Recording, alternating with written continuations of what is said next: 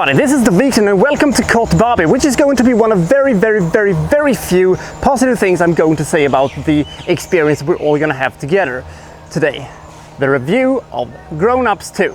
So it is not a very big secret that I absolutely loathe Adam Sandler, and I hate his style of comedy, and I hate the fact that he's on top of the box office, and I hate the fact that he was once the absolute undisputed king of comedy. For some reason, people love these movies. People flocked to the cinemas to watch them, keeping other more funny movies off the cinemas, you could say. And I was so annoyed by his dominance that I actually started to hate the man for realsies. But when other people talks about Adam Sandler, they always talk about how funny he is, how generous he is, how kind-hearted he is. And he sounds like the most wonderful man of all time. So I guess the man is a very nice person, and that is maybe why people stars in his movies and act like absolute buffoons. Unrelated picture of Shaquille O'Neal in a fucking bald cap. But the fact remains that Adam Sandler's style of comedy is absolutely not my thing, not whatsoever. We're gonna look at today at Adam Sandler's first real sequel. I mean, he has done the Hotel Transylvania sequels and stuff like that, but I think this is his actually first proper, live action sequel. And the thing is that this is a sequel to a movie I absolutely hate. A movie I think is a terrible, awful comedy with almost no redeeming qualities to it.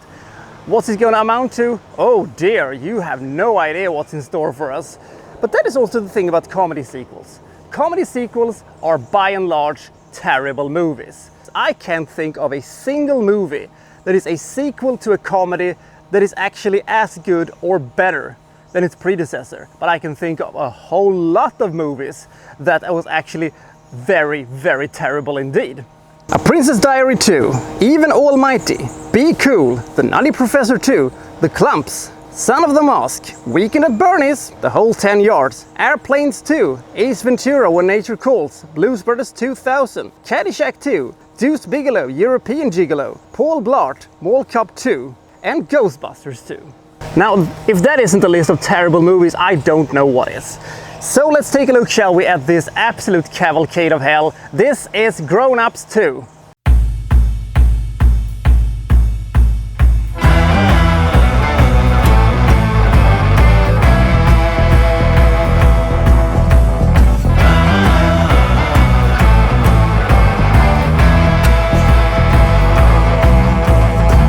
It took this movie 2 minutes, less than 2 minutes, to jump the fucking shark, you guys. Including fucking company logos and intros and stuff like that. It took them less than 2 minutes for a fucking reindeer to piss in Adam Sandler's mouth.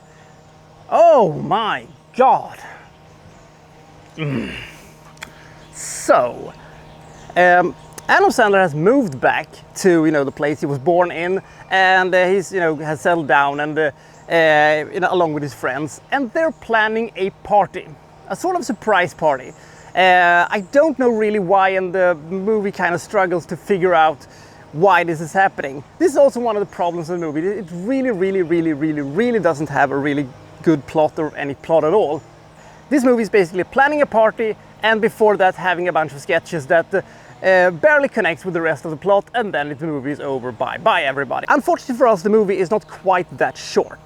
So the problem with this movie starts almost immediately. It is that almost nothing is funny. Stuff is happening all the time, and but it just becomes white noise after a while when everybody's shouting and everybody's doing zany and crazy things, and you're just getting, I'm bored. I don't care if David Spade's rolling down a fucking hill with the inside of a tire. It isn't funny. I don't know why it isn't funny. David Spade, by the way, has a kid he didn't know he had, who he's gonna spend some time with, and the kid seems to be an absolute lunatic. And Kevin James, I guess, is hiding with his mom and watching Days of Our Lives or something like that, so he doesn't have to spend some time with his wife. And Chris Rock is stuck being unfunny with nothing else to do. And Adam Sandler is just his usual Adam Sandler thing, maybe with a little less shouting than normal, but you get the gist of it. But we also have so many characters in this movie. There's just so many characters, children, co-workers, and every one of these characters are unfunny, and I wish that they died a horrible death in front of their families. Maybe with the exception of Kavanaugh, he is a sort of enemy from the past, a bully that used to beat up Adam Sandler, and now he has returned unexpectedly as Stone Cold Steve Austin.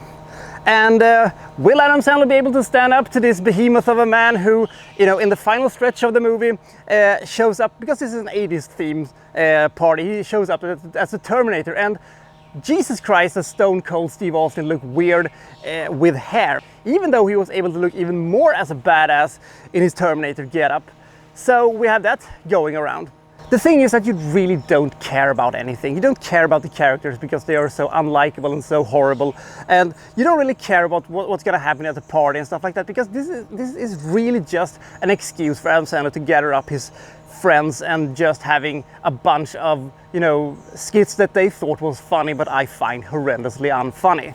You know, the thing about that Adam Sandler's kids are starting to grow up and, you know, starting to be attracted to the opposite sex and stuff like that, I found that horrendously boring. And Adam Sandler's son, by the way, is in love with the hottest girl in school and wants to ask her out and stuff like that. And Adam Sandler gives him some advice and stuff like that. And he brings up the fact that, look at your mother.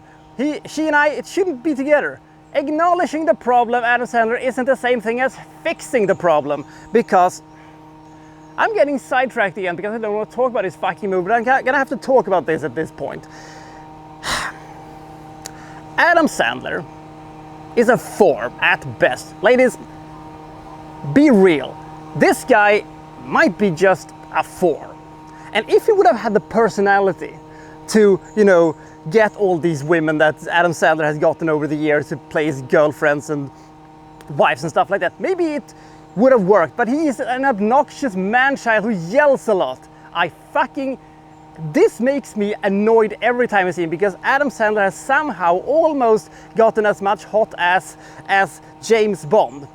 Fairuza Balk in Waterboy is the only woman I thought, you know, looked like a proper wife or girlfriend to Adam Sandler. Who else has Adam Sandler slept with in movies during these years?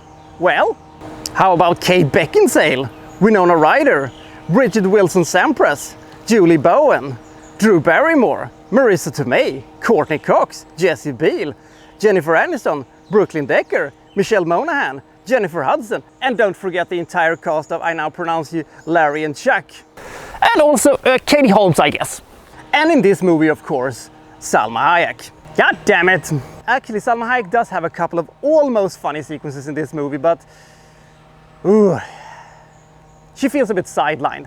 Also, the first time I saw this movie, I actually thought that Tyler Laurent was the only, you know, good thing about this entire cavalcade of hell, because, you know, he's a frat boy who is very intense and seems to be living on monster drinks and flips. He's basically what would happen if Attitude Era Shane McMahon and the Duracell Bunny would have a baby, and that baby also did incredibly contrived, you know, greetings and stuff like that. But the thing is that when I rewatched this movie a couple of days ago before reviewing this movie, I felt that he's just really annoying, and I just wanted him to go away too. The only funny thing in this entire movie is probably the physical abuse of the drugged up bus driver, and, you know, when they're having him string up and pretending that he waves at people and then, you know, making his life a living hell. That was actually kind of fun, because it was a little bit cruel at least, and so we at least had that. Jesus Christ, I sound like a psychopath, but no one is getting out of this one clean. This movie really lacks stakes, and this movie also lacks something interesting to latch onto. If this movie would have been, you know, a hard R and you could have had some outlandish comedy, maybe it would have worked. But as it currently is, it is one of the worst comedies I've ever seen. And you can only say this movie isn't really funny in so many ways before it gets too repeated. So I'll just say this. This movie is a drag. This movie is boring. This movie is too long. This movie really has no reason to exist, because this movie is just, you know, it is nothing.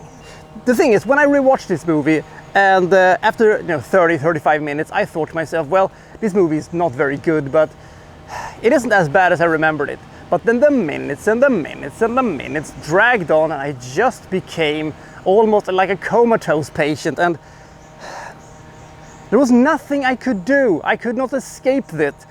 It was just so boring, and it was just so contrived. It was just so many unfunny bits that in the end, the sum of the terribleness actually made this movie even more terrible than when I watched it the last time.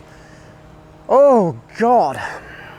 And every single character arc, storyline, side plot, side plot, and everything in between got settled at the end in the most mundane, boring, and contrived way possible. Jesus Christ. So, do I recommend this movie? No! I do not. I wish this movie never existed. I wish that Happy Madison never existed as a production company. I almost wished cinema never existed so I didn't have to watch any more of these fucking horrendously awful King Kong monkey bollocks of movies. But it does exist. And all the 80s references in the end was just too many of them. You're probably thinking that I'm going to give this movie an even lower score than 6. But it doesn't.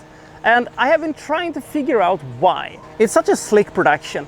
There are so many pretty damn good actors in this one, and there are some, okay moments that, scratches this above the absolute bottomless pit that is the, a couple of hundreds of movies that is beneath 6 points that I have unfortunately seen. And if I had, not seen half as many movies I would have seen, this probably would have gotten an even lower score. But because I have seen so many movies that are so horrendously terrible, this movie is kind of saved just because it is not as terrible as some of Adam Sandler's other terrible movies, and also, all the horrendously awful movies I've seen in, other genres as well. But as a comedy, it is one of my least favorite comedies of all time. Jesus fucking Christ. So the tropical weather has made my camera a little bit, so it has zoomed in all the time. So if you're wondering why there were so many, weird little transition shots, it is because I have been forced to, go back a couple of times and just yank the zoom back. And that was really, really annoying, but not as annoying as this movie was, I guess. But I'll see you next time from, well, so-and-so to review, well, such and such. Thank you for watching. Thank you very much.